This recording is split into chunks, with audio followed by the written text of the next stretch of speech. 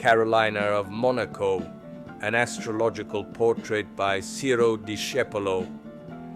This time the princess's fairy tale did not end, as the healthiest chimerical literature of all time would have it, with "they lived happily ever after," but with a Saturn that, transiting in the 7th house of the girl's natal horoscope, broke the spell and the favors of the good fairies in charge of the vigil of the 2 royal pigeons.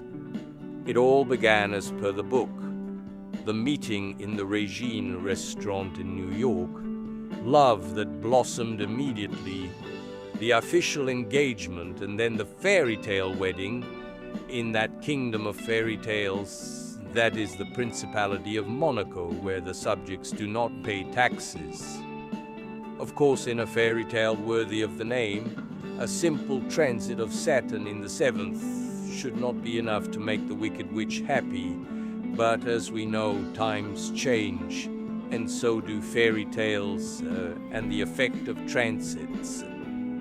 The same Carolina who repeated a generation later the fairy tale of the Principality is so far away with her wonderful curves that smack of opulence, from the fine silhouette and slightly pale face of Grace Kelly, who married Rainier Thurter a few decades ago. Prince Charming, then, is in fact pink for the chronicles that celebrate him. The beautiful Carolina came into the world 23 years ago, as in a book by J.R.R. Tolkien. The Monegasques, in fact, that morning read a manifesto from their sovereign. At 9:27 on this 23rd January 1957, the princess, my beloved wife, gave birth to a princess who received the names of Carolina, Louisa, Marguerite. From this we were able to trace the subject's birth chart, which is an Aquarius with the moon in Scorpio and ascendant at 6 degrees in Pisces. Note: since 1940 onwards, Monaco has adopted the time of the Central European meridian. The horoscope is not as pretty as its owner, and this demonstrates that the stars are apolitical, not respecting even the best families. The position of the sun, for example, is very unfortunate. In the 12th house, square to the moon and Neptune, and opposite to Uranus. The moon is no better, and forms with the 1st, and with Uranus an ugly triangle between the 6th, the 8th, and the 12th house. The sun in the 12th would not be negative in itself if its owner married a doctor, a researcher, a profound spirit. But can one be profound in Monte Carlo at 20, the son of princes, and with the only concern of how to spend so much money and invest one's beauty? Evidently not, and for this reason Carolina, despite everything, cannot be happy. Later, when she will certainly have her mystical existential crisis, in accordance with the Pisces values of the horoscope, Sun in the 12th and ascendant, then perhaps she will savor some significant joy, not now. On the other hand, she finds herself in a very strange situation, with the majority of the stars in the upper half of her natal sky, which stimulate her in a worldly social direction, and the others already mentioned, which, if they do not live a sacrifice and desire for self-isolation, nevertheless manifest themselves in the form of existential trials. But does Princess Grimaldi know all this? And does she know that Aquarians should be forbidden from marrying before the age of 30? These very whimsical creatures, who color the 11th zodiac sign, have, in fact, easy marriage, instinctively, but almost always also easy divorce.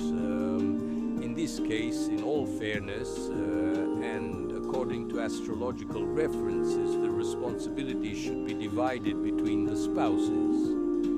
Carolina can certainly be blamed for the intemperance of her 20s, the sentimental short-sightedness of Aquarians, the confused primacy of her decisions, Mars Aries opposite Neptune. However, it can't be said that it is for the passing relationship. On the contrary, given that in her horoscope we find Venus in Capricorn sextile to the Moon and Jupiter in the 7th house trine to the Sun. This last position helps to clarify two things about her. First of all, the conformism and conservatism that govern her beyond the superficial eccentricity of her actions. She has always had romantic stories with very rich and bourgeois men, and had a traditional marriage, as expected from the daughter of a ruler. Jupiter in the 7th house also shows that this much-loved star is often ungrateful towards others, as here, where it is responsible for the lack of critical sense that accompanied the choice of marriage of Grace Kelly's firstborn. Philippe Junot, her ex-husband, on the other hand, is certainly of the butterfly type in love, having a Venus in Gemini conjunct to Mars. He was born in Paris on April 19th, 1940. It seems that Junot's brother is an astrologer, but if that's the case, either he's not brilliant or he started studying the subject after the wedding. Otherwise, he should have advised against the relationship, or at least chosen a more suitable date for the ceremony. It couldn't last between Carolina and Felipe for various reasons, but above all because her Mars is closely conjunct his Sun. This means that there's a lot of aggression and/or tension between them. At the beginning, the aspect may have worked as a fuse to ignite their enthusiasm, but then the enthusiasm went too far and the idol foundered. The wedding, celebrated at the end of June 1978, also began under an unlucky star, with Mars transiting the descendant of the subject's horoscope and Pluto also in revolution, squared to Venus at birth. Neptune passed through the midheaven, bringing with it illusions of false emancipation. Jupiter opposite Venus had the same effect. Finally, Uranus, conjunct the Moon and sextile Venus, gave the go-ahead to the marriage operation.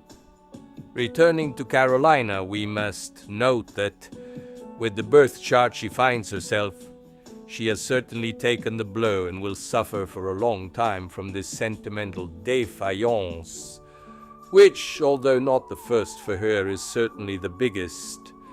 In the past, she has been attributed flirtations with her peer Jules Monsiera, with Charles of England, with Henri Giscard d'Estaing, with the singers Julien Clerc and Philippe Laville, and with the tennis player Bjorn Borg.